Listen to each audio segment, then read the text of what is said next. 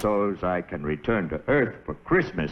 You know, Mrs. Claus is a very good-natured woman, but Santa Claus, you will never return to Earth. Oh, Now you belong to Mars. ho, ho, ho.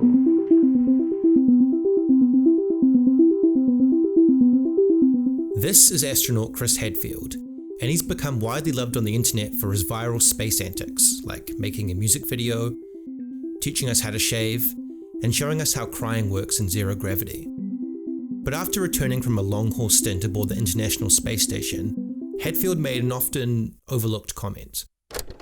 Right after I landed, I could feel the weight of my lips and tongue, and I had to change how I was talking.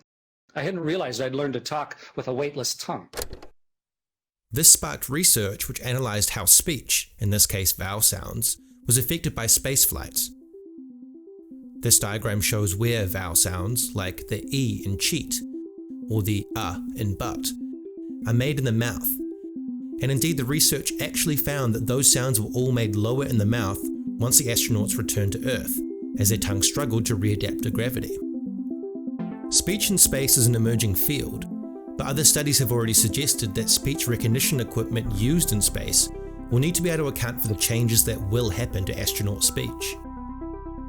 As humans look to migrate into space, first for science and then, maybe, for Earth-like habitation, how our voices will change is something we'll need to think about, whether it's on space stations, the moon, or eventually Mars. 3 minutes, 25 seconds and counting. We're still go at this time. We'll be coming up in the automatic sequence. This actually isn't the first time we've talked about space accents. There's a big problem with one of the greatest quotes in human history. It's one small step for man, one giant leap for mankind. Though he accepted it's not clear in the recordings, Neil Armstrong always maintained that he had said one small step for a man. And actually, that is necessary to make the sentence grammatically correct. Otherwise, man and mankind have the same meaning. Many think he just fluffed his lines, but looking closely at the recording, there is a moment of static right at that critical point between for and man, and you can especially make it out when it's slowed down.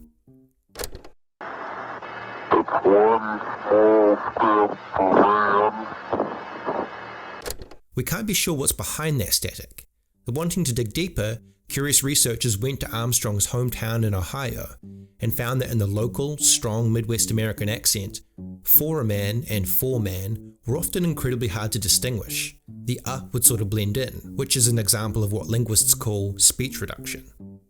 So whether it was static, a strong accent, or a simple mistake, it'll be tough for that iconic line to be topped by the first words on Mars. Though who's to say those words will be in English?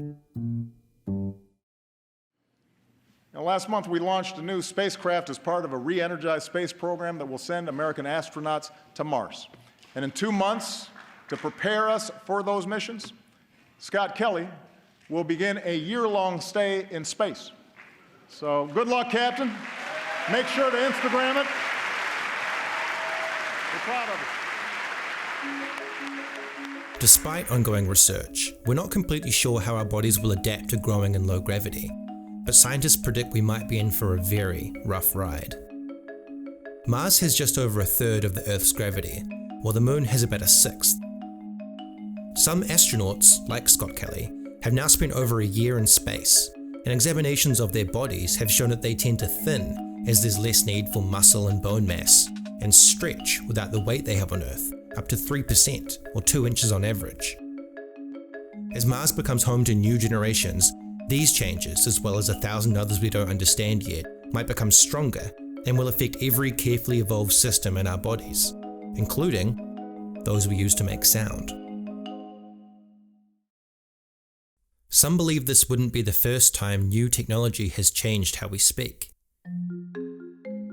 It's hotly debated, but interesting recent research suggests that the rise of farming and soft foods like porridge, stew, and cheese might have actually altered language by changing our mouth shapes. We formed a slight overbite as we chewed less, which meant our jaws didn't develop as much and our teeth didn't grind down. In terms of pronunciation, this overbite meant that sounds using the top teeth with the bottom lip became easier. In other words, the f sound of F and the v sound of V. For pre-agricultural hunter-gatherers around the world, F and V sounds can exist, though they're rare. But in areas with agriculture, those sounds appear in language much more consistently. Some experts are hesitant to fully accept this, as it's hard to prove, and gets closer to the idea that one language can be better than or more advanced than another. But at least for space, there's a case to be made that as our bodies undergo drastic change, some sound changes could follow. One of the things that I wanted to look into was, okay, we've talked about how people would change living in 0G their entire lives, and how would that actually affect their articulators, like all the, like your throat and your lips and your tongue and all that. Because maybe the tongue lengthens or whatever, make up anything. Who knows? I mean, like if they elongate, how does that affect stuff?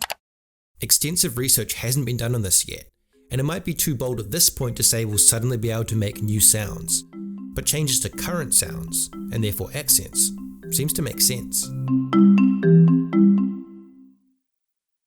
Back on Earth, what you're hearing from me right now is a New Zealand accent, and it's one the early colonists from Britain called vile, corrupt, mangled, muddy, a blot in our national life, twisted and debauched, evil sounding, a whirlpool of impure vocalization, and in the manner of a pianist wearing a clown's gloves. Like all accents, it's largely our vowels which make us sound different. I was in Britain for about 3.5 years, and I remember British friends teasing me about my A's, saying heppin. Yes, that's right. What is there a technical term for what we're doing with our A? What's happening is that what we say is the front vowels are rising, and so the A is turning into E, and the E turns into E, and then the E turns into A, and so there's a sort of chain reaction. Do they go around in a circle? Yeah, one's pushing another one. This has actually resulted in the questionable theory that this is similar to the way that Neanderthals made vowel sounds. Neighbours Australia get a hard time too. Another questionable theory was that their accent came from the constant drunken slurring of early settlers. What's the quickest way to get in a fight in an Australian pub? Mister, we're in Australia and you fight backwards. Recently though, the Kiwi accent has carved out a little niche for itself in the English-speaking world, the accent's rarity giving it a kind of quirky charm. Over here, there's a pile of rocks waving at you. Here. Yeah, I'm actually a thing. I'm a being made of rocks, as you can see, but don't let that intimidate you. You don't need to be afraid unless you're made of scissors. Just a little rock, paper, scissors joke for you. The New Zealand accent isn't special though. Modern communities all around the world continue to develop new and distinct accents. But if we're trying to figure out what we'll sound like in the future, then an interesting place to start is actually down in Antarctica.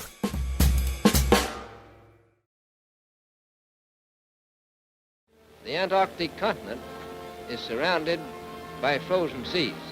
The south, the bottom of the world, is considerably colder than the top of the world.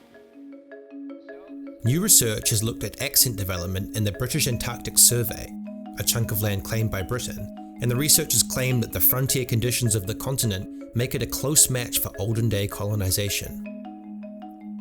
It's also as good of an earthly match for Mars as we're likely to get. For 7 months of the year, Antarctica is inaccessible due to its wild winter conditions, and on Mars, colonists would be similarly isolated. Even with the orbits aligned, which only happens every 2 years, a one-way trip would take at very least 6 months. The research on Antarctica had a number of cool findings. After testing a group containing British, German, Icelandic and American nationalities over an isolated winter. Firstly, the scientists began to subtly sound more like one another. Their vowel sounds started to converge. Secondly, and more interestingly, the O vowel, as in goat, began to be made further forward in the mouth. The researchers calling this, which they couldn't really explain, an innovation. And it's this kind of thing that, given time, would start to make their accent distinct from the rest of the world. In this short study, the changes are subtle, but you can play around with an exaggerated version of this by saying words like goat at the back of the mouth, and then goat further forward in the mouth. In semi-isolated groups like schools, prisons, even your group chat, new dialects with new words can form easily. In Antarctica, we get words like gomble, which is the bits of snow that form on a beard. Over thousands of years, this might develop into a new language, but, as with the Antarctic accent, to get there it would require a solid base of permanent residence. As it is now, the population fluctuates as scientists rotate out after their stints, and the further development of their accent or dialect comes to a stop. Over on Mars, the colonists of course wouldn't have this option. The accent researchers were also quick to point out that they only tested 11 people, which is small, and that they couldn't account for variables such as how likable a person was, which can affect how much they talk and how influential their accent is. They also noted that the study was heavily influenced by the native German speaker in the group. Where people are originally from is one of the biggest aspects in predicting accent change, and the demographics of the first Martian colonists will play a huge part in determining the accent that eventually develops. Back in New Zealand again, we see this with the early colonists, and actually this little country on the edge of the map is an especially good place to start.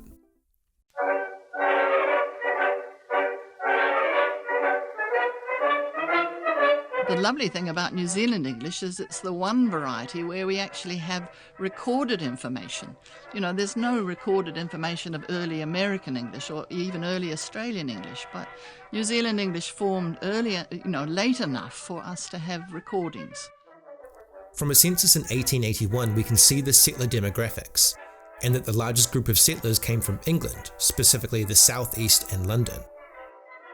By simply having more speakers, this majority is the most influential, and experts consider New Zealand English to be an offshoot of 19th century Southeast English.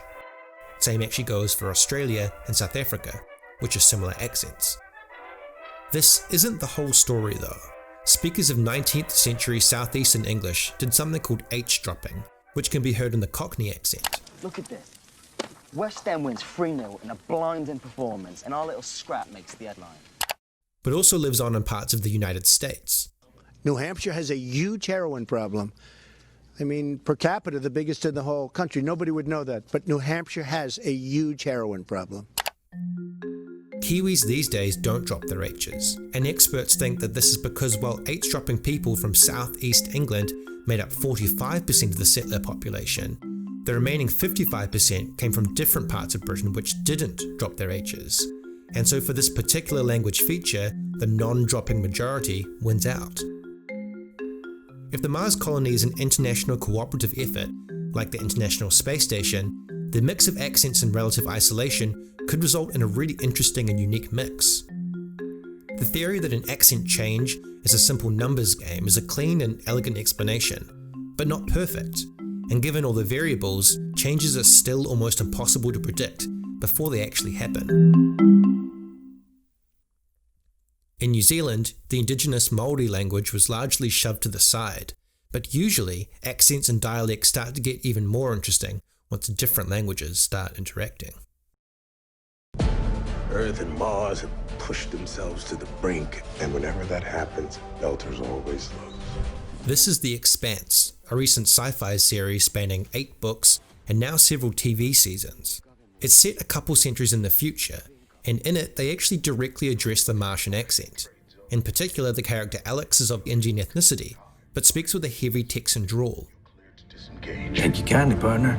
The book explains that his hometown on Mars was colonized by Indians and Texans, resulting in a unique mix. In this universe though, humans have colonized further than Mars, and in the outer reaches of settled space, called the Belt, we start to encounter something called Belter Creole.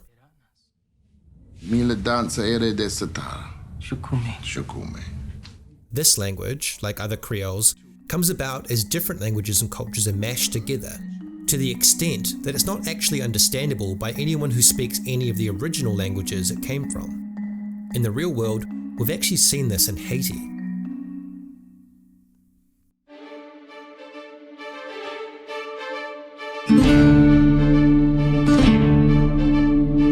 In the time of the real Pirates of the Caribbean, around the 17th and 18th centuries, French colonists came into control of Haiti, and in order to start producing goods, they imported slaves from Africa. These slaves came from different parts of Western Africa and spoke different languages, so once in Haiti they couldn't really communicate with each other, let alone the French colonists. Over time, they managed to put bits and pieces of the languages together to form what we call a basic pidgin language, which sort of bridges the gap. Over more time, Haitian children were born into this pidgin as a native language, and it evolved in complexity to become what we call a Creole. Broadly speaking, the vocab of modern Haitian Creole is 90% French in origin, while the grammar resembles the West African languages.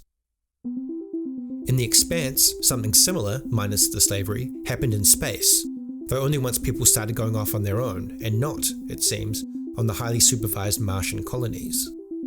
In the real world, this sort of thing might not happen because of the regular contact between Mars and Earth, which would probably slow down the development of separate accents, dialects, and languages. While they're physically isolated, they're not in terms of communication, though there will be a communication delay, about 3 minutes at the closest orbit or 23 minutes at the farthest. And you thought your Zoom calls were bad.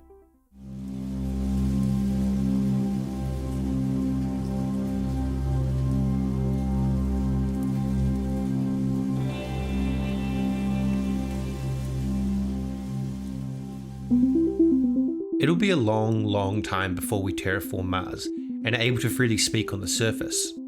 But actually, the human voice has already been heard on the Martian surface. Kind of. This little guy, the Mars Curiosity rover, played a message through its onboard speakers. Hello, this is Charlie Bolden, NASA Administrator, speaking to you via the broadcast capabilities of the Curiosity rover, which is now on the surface of Mars.